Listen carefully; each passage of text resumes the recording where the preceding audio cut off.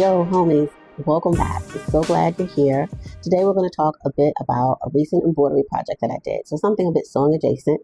It was this past Father's Day. I made two different shirts for my dad, one for my husband. We'll talk about where I received, how I got the designs, the websites I used, how I chose the actual designs, and a lot more about my machine, my embroidery journey. So hope you stay tuned and like and subscribe. If you're new here or haven't been here before, as a reminder, I'm Patrice. I go by Handmade Legacy on all of my socials.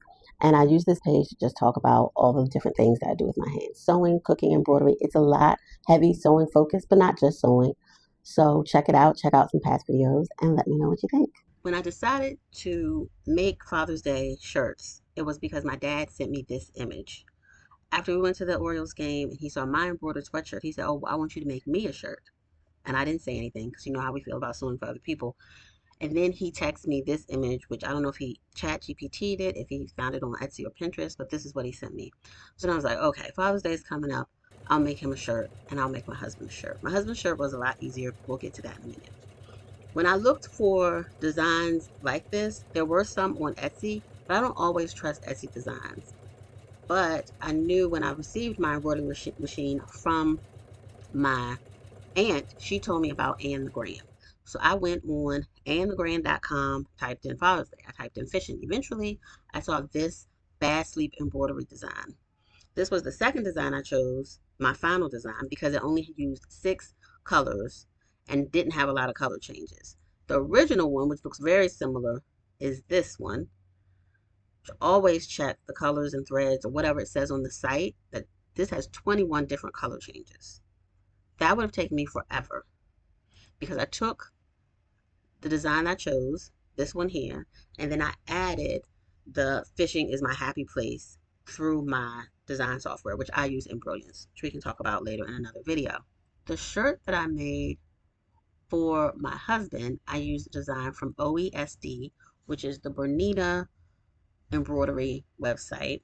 My husband fixes everything in our house, so this was very fitting for him. So I chose the Fixologist.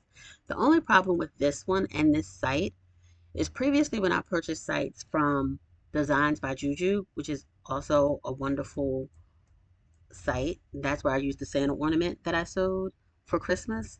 You can, once you buy the file, it's a bunch of different sizes. This on this website was not like that, and it was very small.